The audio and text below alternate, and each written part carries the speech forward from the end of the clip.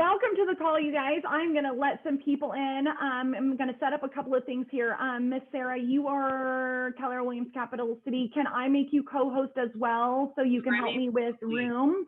And Nate, I am going to make you a co-host as well so you can do screen share. Yay! All right, look at this leverage happening. Don! Hey, buddy! You do know that this is a $0 to $2.5 million mastermind. Show us your stuff.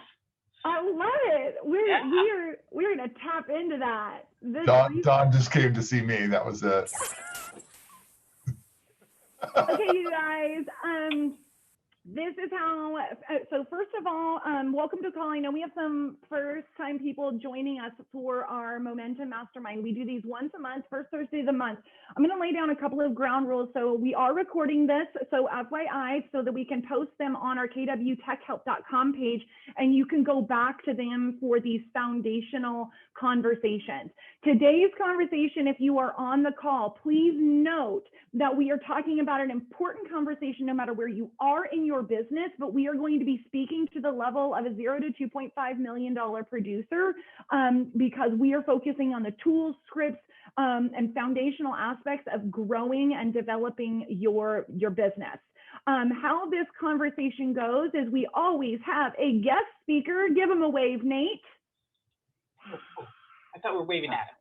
Oh, everyone can wave with that to him. We start the call with an interview with a mega agent on the subject. Then we're going to go into some discussion and best practices, and we're going to open up for conversation at the end. It's going to be fast-paced, high content. We actually probably could talk about this for 4 hours, Nate, but we got 45 minutes. I will also stay on the call for 15 minutes after to answer any questions if anyone would like to do so. The next rules of engagement are, if you are on this call and you are able to, please turn on your camera. This is a mastermind, and it happens better when we can see and collaborate together. If you are not ready or presentable, please keep it off. But once again, if you are on this call, please turn your camera on. Are you ready, Nate? Let's do it. Okay. So many of you guys know Mr. Nate Sanford. He is one of our mega agents, an ALC member from KW Southern Oregon out of Ashland and our Medford location. So let's just jump right into it. Today, we are talking lead generation. We are talking creative customer contacts. We are talking conversion rates. We are talking the importance of making sure we are doing this consistently in our business. So when we talk about leads, listing, and leverage, why is lead generation a foundation for all real estate businesses? You're on mute, by the way. Okay, that was quite the introduction. Thank you, Leslie. Can you guys hear me? Okay. Yep, you're great. All right. So yeah, let's just jump in here. I'm going to try to share my screen and get this slideshow going. Nate came with a slideshow today. He is like fully prepared to share. Yes. Can you share? You should be able to. How's that looking? Can you guys see? Yep, it's in a weird presentation mode, but we can see it. We can see your side screen too.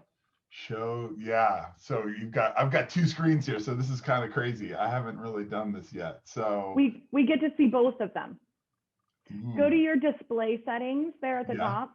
Yeah. And you probably could go to single. If not, does everybody see it okay? Swap views. How's that? Is that there you better? go. Perfect. You got it. Okay. Look at the day in the life of a database. See the sun, and then it sets, and anyway, I had fun with PowerPoint last night. So anyway, this is kind of the day in life of Nate Sanford's real estate business. So we start the day right with something that's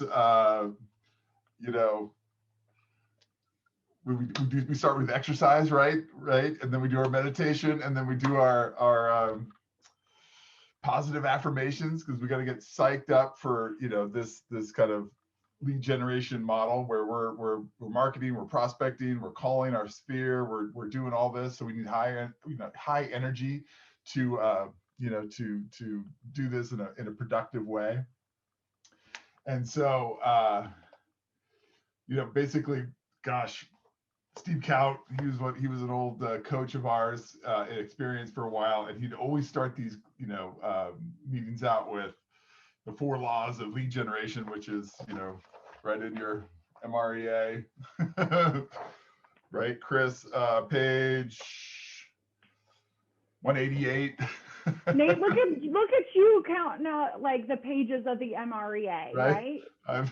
It's been drilled into me. So anyway, yeah, build a database, feed it every day, communicate with it in a systematic way, service all leads that come your way. I mean, that is straight from the MREA. So that is kind of the goal here. When we joined with Place and Ben Kinney, we came up with you know, basically Brivity. So everybody's on Brivity now, and this is kind of their graphic of a lead funnel. So, you know, new, unqualified, past clients, sphere, inactives, internet, you know, whatever lead gen of your choice, you know, it all comes in at the top, you know, whether they're open houses, you know, expireds, for sale by owners, everybody gets put in the top here. So, and then the idea is that, you know, most likely people won't, well, not always, but you'll get a hole in one every once in a while where people, you know, come to you and they're like, let's do something right now.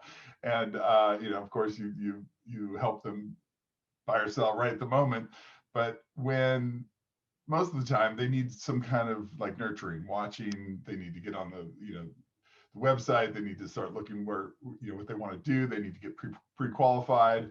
You know, there's usually a kind of a window.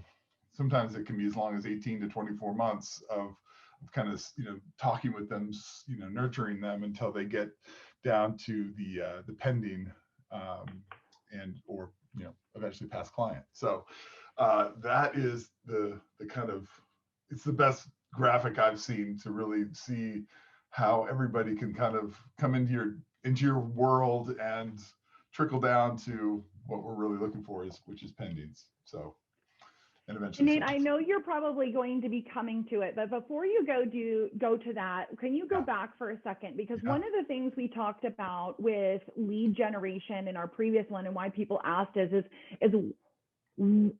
how are you lead generating? What are the right lead generation sources? And you guys, I'm going to release a document at the end of today, which is your creative customer contact and like a ton of ways to actually lead generate so you can take with you. But Nate, we know that a well-run business has at least 3 legs or levers to its lead generation. What 3 major lead generation levers are you using at that top of that funnel to feed your pipeline? I'm using past clients, sphere, circle prospecting, internet leads is pretty okay, much. I'm going to go a little deeper. So 0 to 2.5, what is circle prospecting? Okay, so circle prospecting is, I combine it with basically just sold and just listed properties.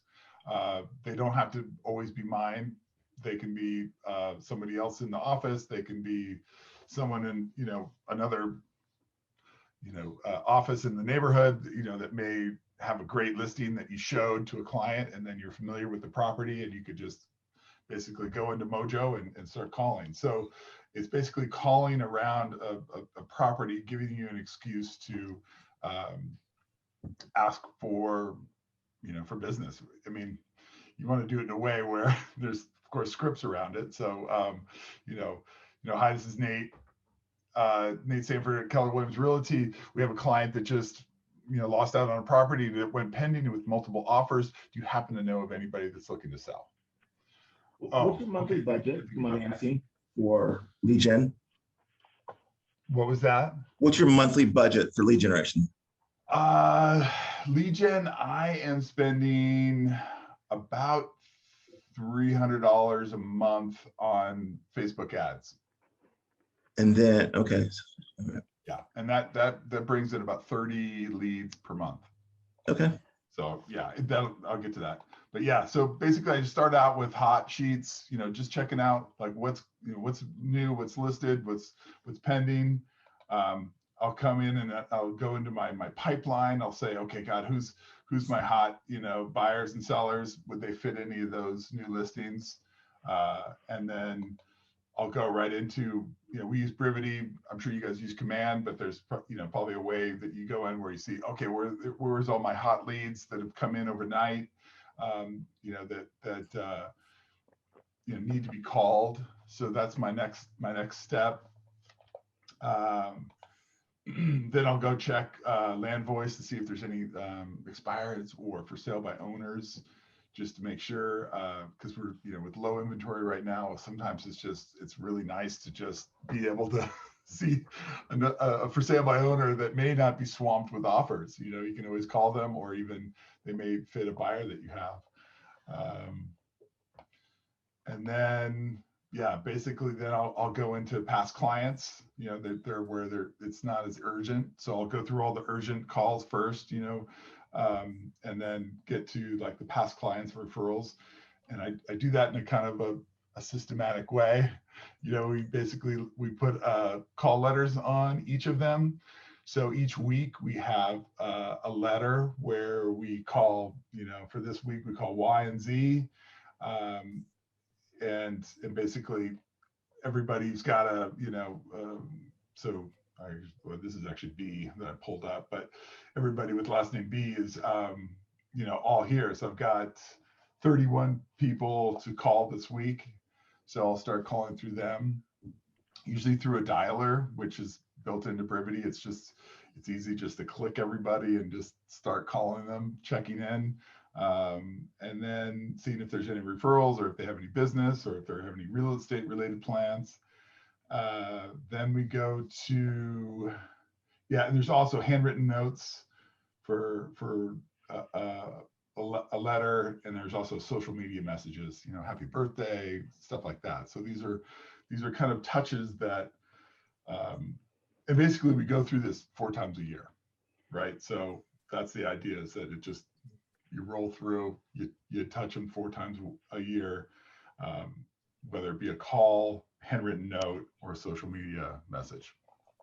So Nate, I'm going to summarize what you've said to this point, because I know there's a big part of this conversation that's coming up. So for those of you guys who are following along, he has decided on his lead generation levers, which cover a broad spectrum, right? From sphere and database past clients to, which are METs, right? Conversion rate with a high conversion ratio. We'll go through that in a minute.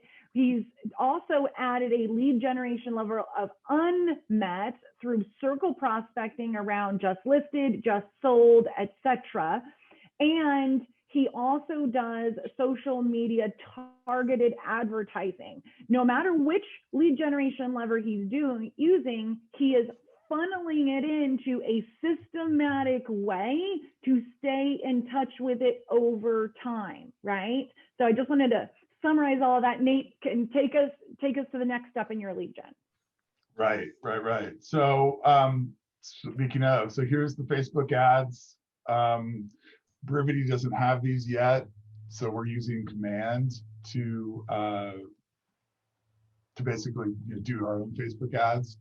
So I'm doing just listed, just sold, low inventory, bank-owned properties. We have an agent in our office that has a Fannie Mae account, so he lets us advertise those for us. Well, on his behalf and for us as well. So yeah, I mean, I'm still getting better at it. It's definitely a learning curve on how to create ads that get the most leads captured. So I've spent the last year to date $211, and captured 111 leads. So it's a little bit, it's almost $2 a lead, which is kind of high, as I understand, but I'm still learning.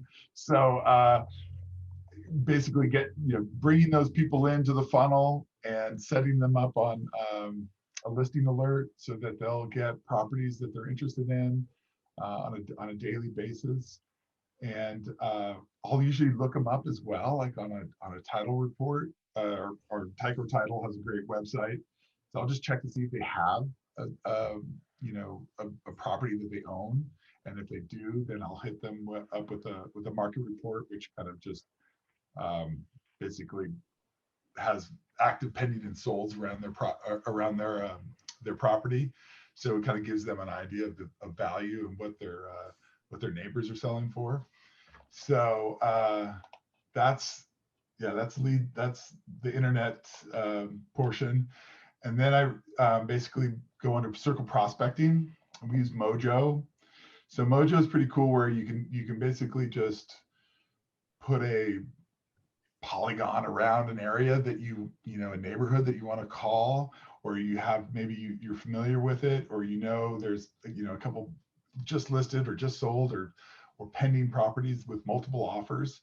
And so what I'll do is I'll just do a big polygon around those that area, and then I'll pull 250 numbers, and then I'll just start calling, and basically with that script that I shared earlier, it's just creating that conversation, creating hey, who do you know that's looking to sell?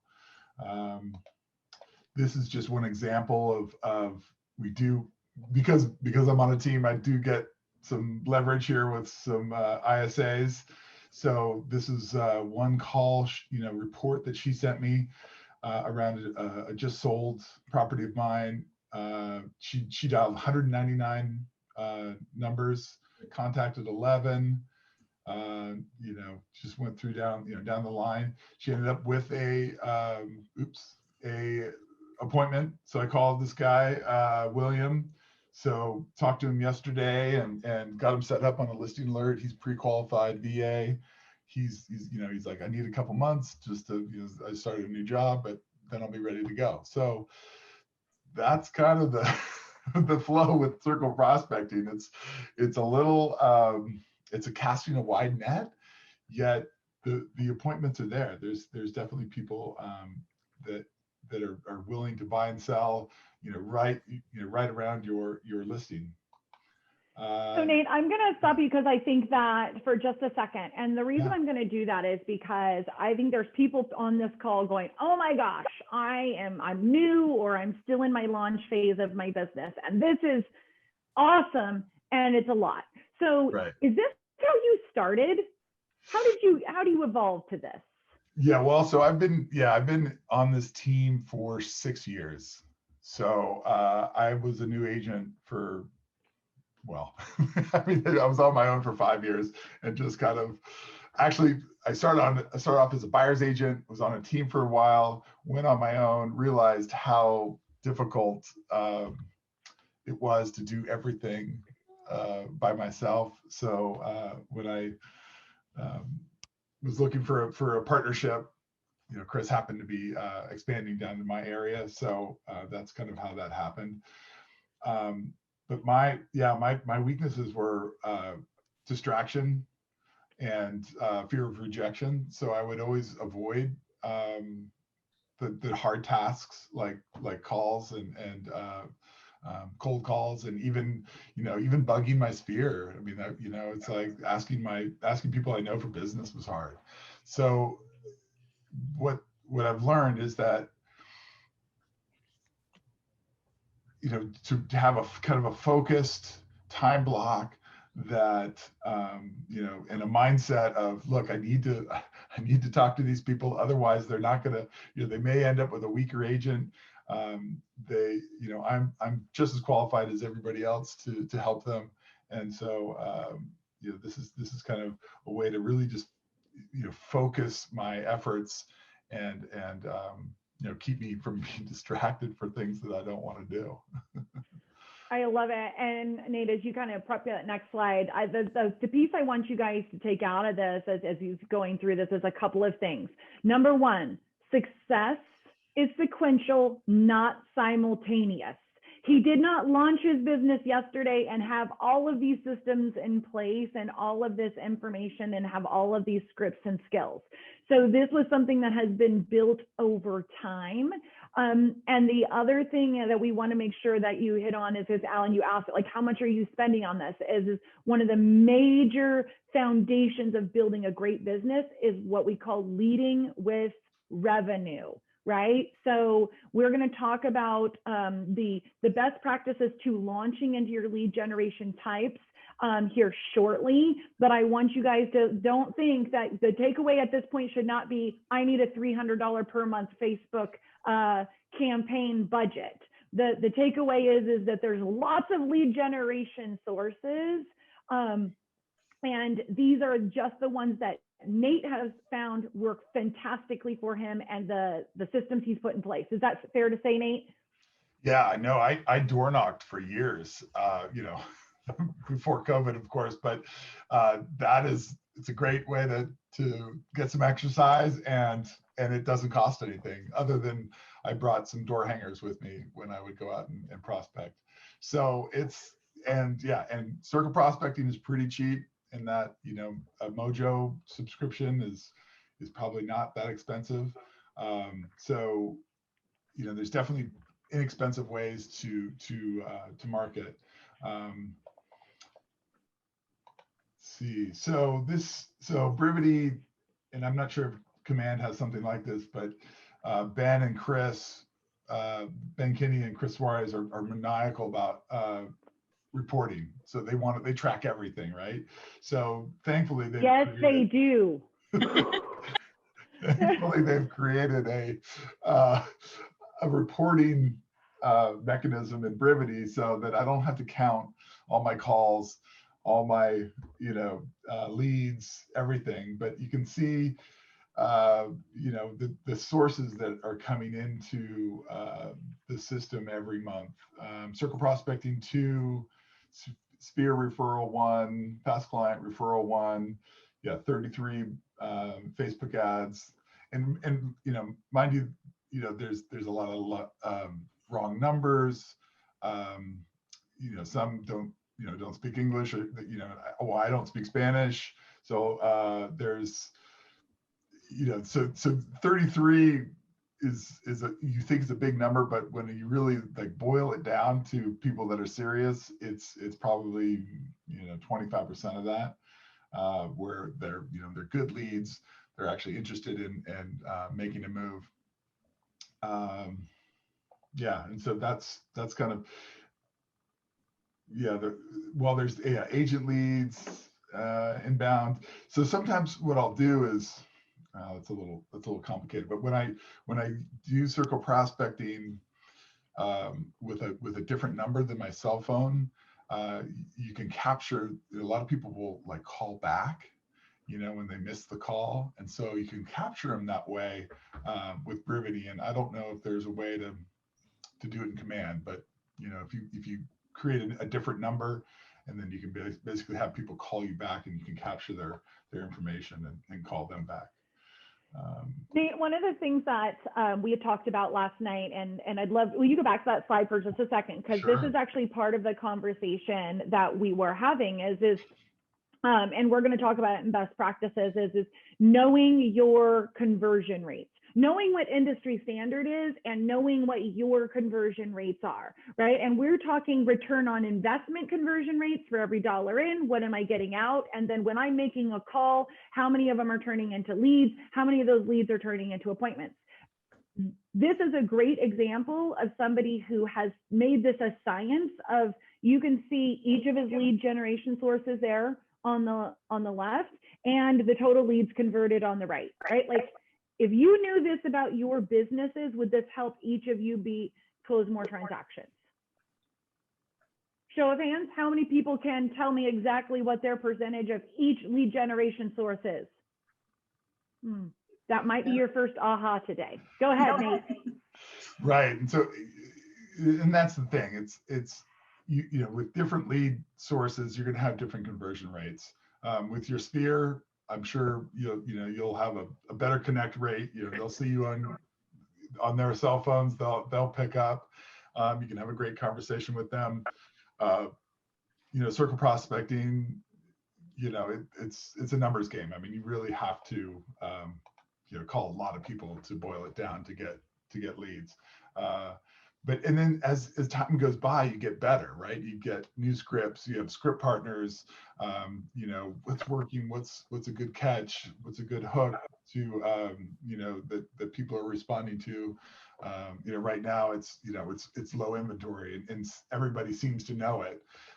So when I pick up the phone or when a circle prospecting, owner call or answers the phone, they know right away, like, oh yeah, I've heard there's just nothing out there. Gosh, I don't know anybody that's looking to move and I'm pretty good right now. Well, gosh, if you were to make a move, where would you go? Oh, well, gosh, in 5 years, I'd probably want to go, somewhere south. Well, great. Well, what's a good email for you? That way I can, start sending you properties that every quarter, so that when you are ready, I'd love to have, the opportunity to interview for the job of selling your home. So you're creating a relationship that may happen, 2 or 3 years down the road, but that's the, the idea behind it. It's like you're establishing that relationship with somebody before another agent does. Nate, and just because I want to make sure we have some time for questions and best practices, can we jump to your call plan, right? Like of how many leads are, and I know that we're kind of skipping ahead and we can share all this, but I want to make sure we have some time to talk action items out of this. Yeah, so here's the call plan. So it works out to be about 100 calls to sphere, follow up, people in my database. And then I do have Disney who helps me out with about 150 calls a week. So the goal, and here's some auto plans that happen in here too. There's auto texting and whatnot, so that it tracks all the activity. I know you mentioned something about some campaigns, so it tracks how many leads have been texted, emailed, called, contacted. So it's about, it's 98 calls, 26 contacts. That's usually kind of on a weekly basis. And then, basically, kind of where I was going with this is last year, I did 17 units at about 5 million. Next year, or this year, it's 40 with about almost 12 million. So the idea is that, I'm basically doubling my my activity to see if I can't get to that number. And when I was trying to get to 40, I've been bumping up against 25 to 20, and so I came across Fred Said down in Orange County. He's a partner with Place. He basically, this is his formula, is 150 dials per day, 750 dials per week. He circle prospects with Mojo, and the idea is that you get 2 to 4 CMA calls a week. I'm going to have you repeat that. That is 150 dials per day, 750 dials per week. Right. Is that shocking to anybody on the call? That as a team or individual? Well, so as a team member, and he does have a team, but so his team members are expected to do 750 dials per week. And that's not just his team. Other sales teams at the Ben Kinney Group in Washington do the same. Cool. So it's like the new kind of standard. And Nate, how many dials do you do personally per day? So I do about 120 per day. Per day. So I've got Disney that does, 150. So that leaves me with 600 a week.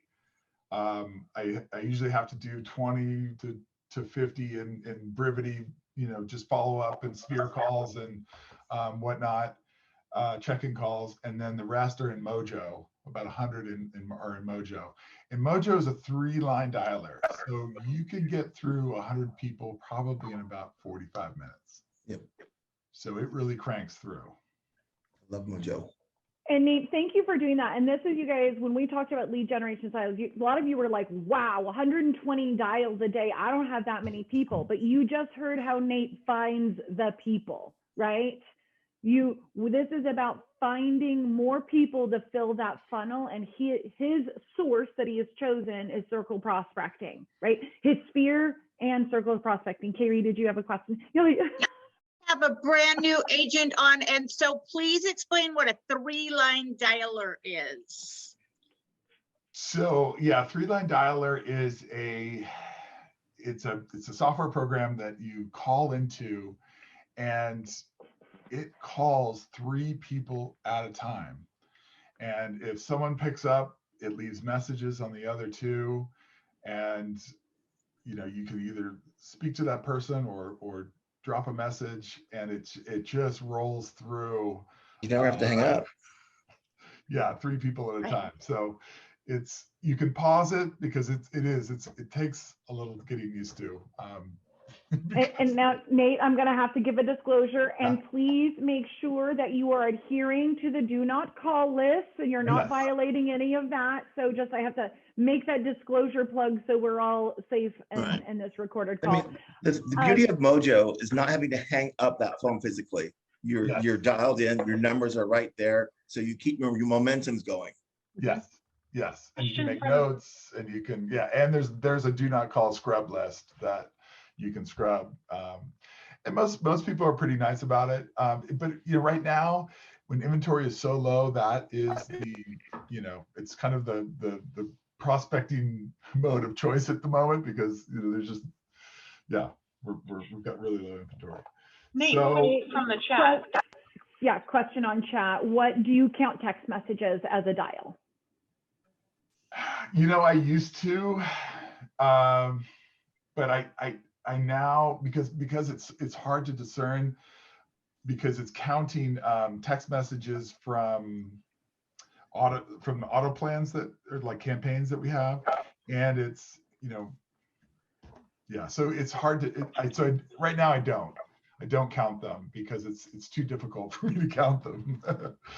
Okay. I can't discern them from the ones that I've initiated and what the auto plans are doing, but it is a huge part of contacting people. So through Brivity, we can send texts through a screen, so I can type on my desktop. It's more than email these days, because people don't respond to emails, but they do respond to, not always, but it's almost like 50-50 now. So text is a big way to contact people for sure. I love it. Nate, is it okay if we transition to some best practices now? Sure. Let's do it. Okay, let's stop screen share. Let's pull everybody back on the big screen if we can. And once again, if you are on the call and are able, please turn on your video, because this is the masterminding part where we collaborate together. I'm going to walk you guys through some best practices to take you from beginning to end, because you saw somebody who is building a massive business that has put some incredible systems in place. So how do we start this machine, right? Like, how do we get that momentum going? So I'm going to walk you through my 6 best practices to get this going on. And Nate, you can give me your feedback as we go. Number 1, you are going to decide on your lead generation levers, okay? Now, remember, the ideal plan is that we're going to focus on 3 major levers, right? I would rather have you focus energy on 3 than focus on 10 and do it poorly, right? Like, we really want to focus on the 3. Now, the 3 that we focus on are going to be based on a couple of things. Number 1, what are your strengths, right? What are you great at? Number 2, what is fulfilling to you in building your career, right? Now, I'm going to say that because each of us has superpowers, right? And when I entered this industry 21 years ago, and they said, there's your desk and there's your phone, go start cold calling, I looked at them and I said, if that's how I have to run my business, I'm going to leave now, right? And I built my business based on my personal strengths, which in my first 2 years, guys, shocker, was happy hours, house parties, including baby showers, like, you know, holiday party. And that was my third thing, was holiday parties of my friends. I'm single. You need a +1, I'll drive. All you have to do is introduce me as your realtor, right? Find your superpower and embrace it. The next thing is you are going to factor in a couple of things in your lead generation. I'm going to share my screen now. There are 2 different ways we can lead generate. Number 1, prospecting. Number 2, marketing. I'm going to throw it out there. This is a mastermind. Who can tell me the difference between prospecting and marketing? Now I'm all amped up, Nate. See what happens? This was our call last night to prep. We were so excited to talk today. Okay, who's got it? What's the difference between prospecting and marketing, guys? Give it a shot. Do it. Marketing, I think, is more broad-based shotgun effect. Prospecting is more defined and direct. Love it. Anybody want to level that up and add anything else that he might have missed? So I was thinking prospecting is more personal, Right. more direct contact, whereas marketing is a broad sweep, and you're not really you don't have anything really but basic information, maybe not even about your target market. You know, you're marketing towards a target market, but you don't know anything about their details. Awesome. You guys, I want you to put this in your mind. Prospecting is active. This is you are making contact with people. You are going out and getting the leads. You are seeking, right? This is it by phone, in person, belly to belly, right? Great thing about prospecting is it's the best way to give you instant contact and immediate response, right? If you are at a point where you need to get something into escrow today, you prospect. The other part is marketing. Marketing is passive, right? Where you are doing things that cause leads to come to you. The great thing about this is we can do this broader scope, right?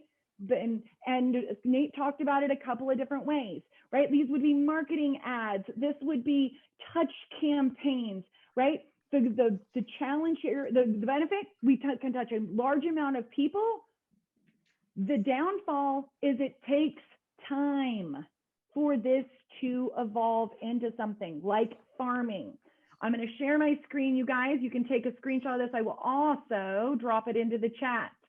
What I have provided for you guys here today is my creative customer contact sheet. And this is by no means a comprehensive way to or of all the lead generation styles. But what I want you to look at is on the left-hand side are a ton of activities that would fall into the prospecting side of lead generation, where we're actively going out. It's broken down into face-to-face, group settings, or phone calls. Those are your prospecting activities. And then a ton of things that you can use in that lead generation. The right side is all of the things that you can do on a marketing front, right? And that includes mailings, emailing, social media, and general advertising. Is this helpful, you guys? Take a screenshot and I'll drop it into the text box so you guys can have a PDF and you can add to it over time. This is just to get your brain kind of going. Okay, that's best practice number 1. Number 2, determine your required activity based on your goal number. Super important, right? Nate just said to you guys, the reason I'm making 120 calls a day is because I'm going to close how many homes this year, Nate? 40. 40 homes. So he has done the math to say, in order to close 40 homes, I need to take this many listings, or I need to close this many homes, which means I need to take this many listings or buyer service agreements, which means I need to go on this many appointments, which means I need to talk to this many people. Right or wrong, Nate? That's right. Perfect. So what do you need to know before you determine what which activity you're going to choose? Number 1, what are the standard conversion rates for the selected lead generation level? Okay. Now, we talked about this in depth last mastermind. When we deal with our sphere, our knowns, our METs, What is our conversion rate if done properly, you guys?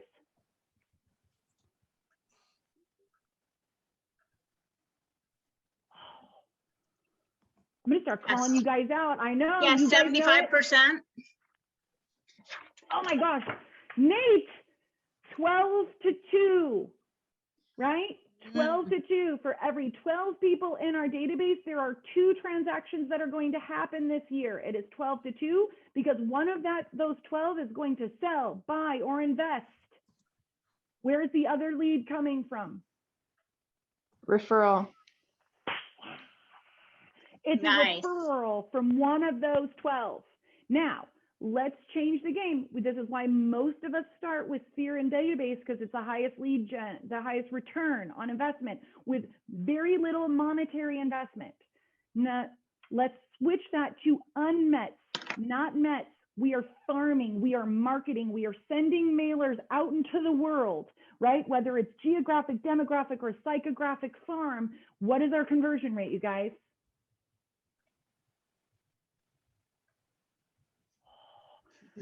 Feel like somebody needs to break, you guys need to bring your MREAs to these calls. The MREA, based on when it was written, says it's 50 to 1. Yeah, Cheryl, 50 to 1, right?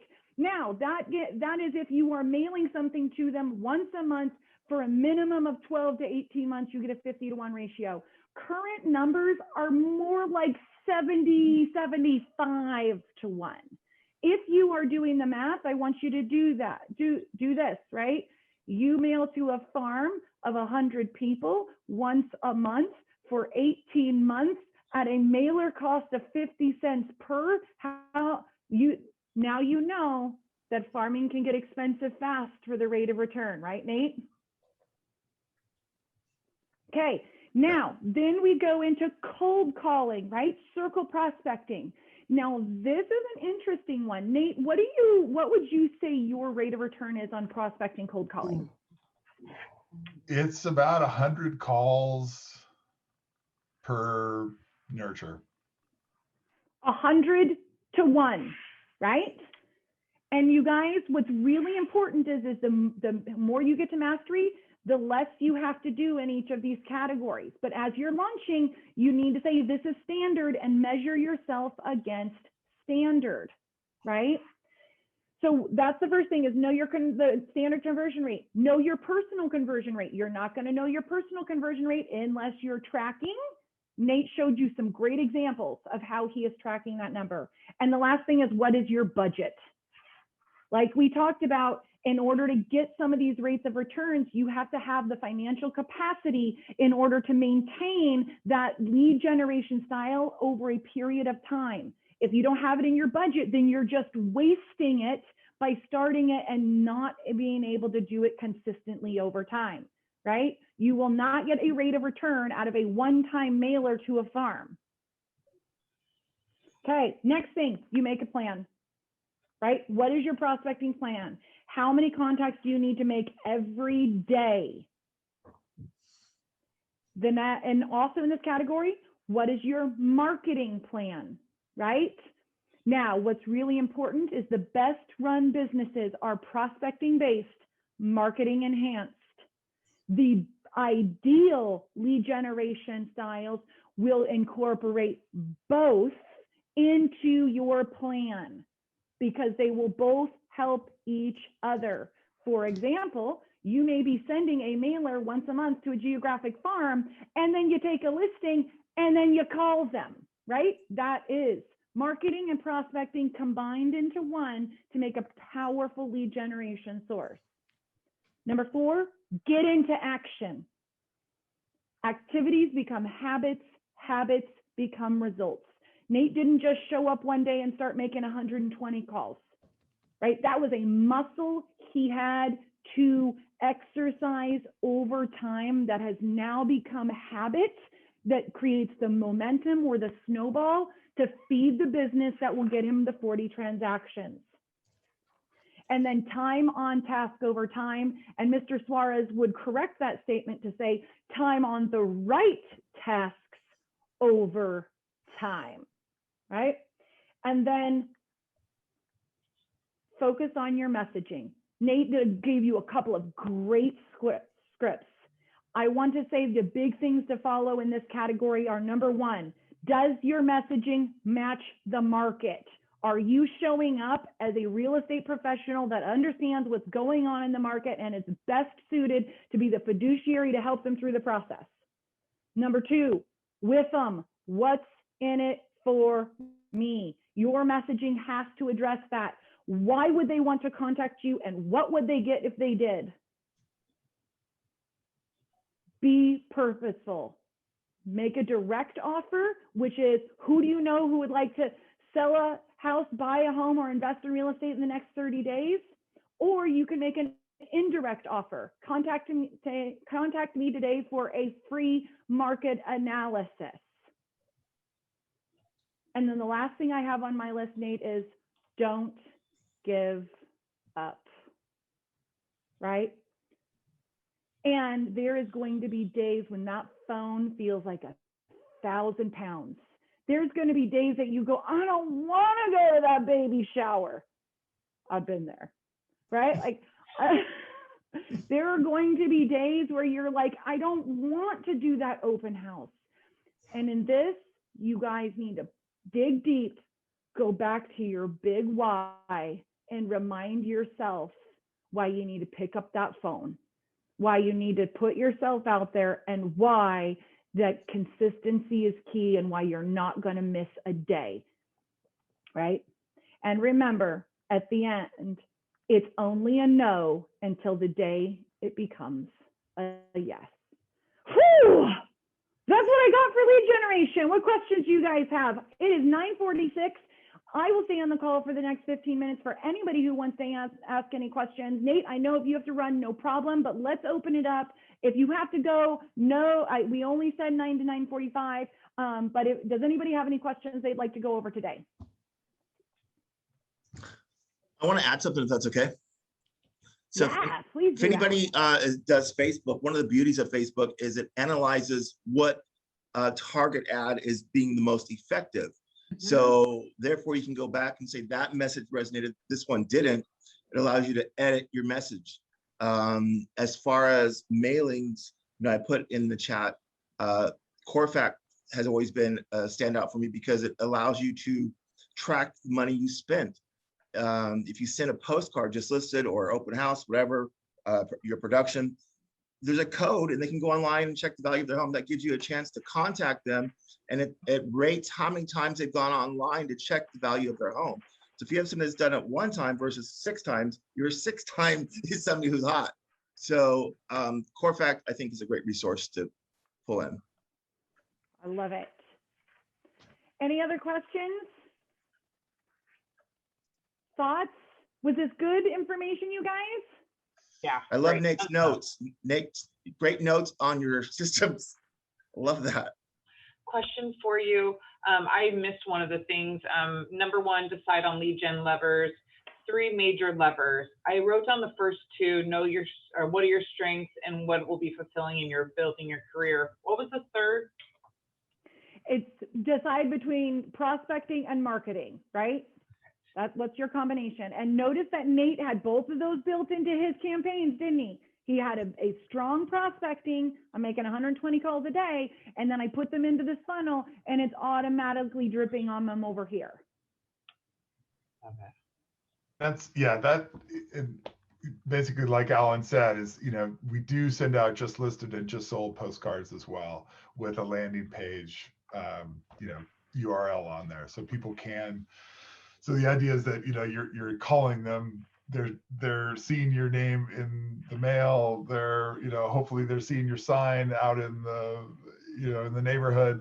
So they're seeing you, they're hearing you, and then there's the auditory, visual, and kinesthetic. So you're kind of hitting all types of you're hitting people with all types of those. Love that. We talked about that on the 36 touch campaign, right? Like, as professionals, I want you guys to take this away too, right? As professionals, it is not their job to respond to us. It is our job to reach out to them, right? That is what the core of lead generation.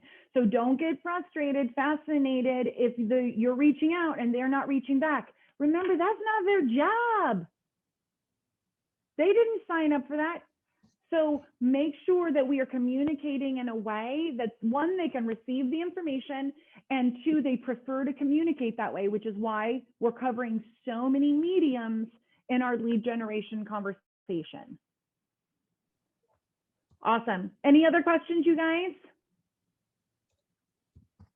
Stephanie. Oh, you're on mute. Oh, there it is. Okay. How do I find the sheet that you put up there, Leslie? I dropped it in the Yep, chat. I have it copied. So now where do I paste it to get it? Did you screenshot it or did it pull it up in a PDF? All I did was hit copy. Was anybody else able to pull it up? Okay. You know what I'll do is I'll drop the PDF into each one of your guys' Facebook feeds on your Market Center page, and you can pull the PDF off that. Okay. And I'll just drop it into I posted last night to join us. I'll drop it into there so you can grab it. Oh, okay. Okay, cool. Awesome. Any other questions, you guys? All right, you guys. Well, in that case, you guys know your marching orders and your 6 action steps to get into lead generation. I know you guys are going to go forth, get out there, talk to your people, market to your people, get your lead generation sources. If you have questions about next step actions, make sure you're talking to your local team leaders, your ALCs, the mega agents in your office. We are all here to help support you in growing your businesses, and have a powerful day. Thank you. Leslie and Nate. Have a good day, guys. Thank you so much, Nate. You crushed it. You're very welcome, Leslie. See you guys later.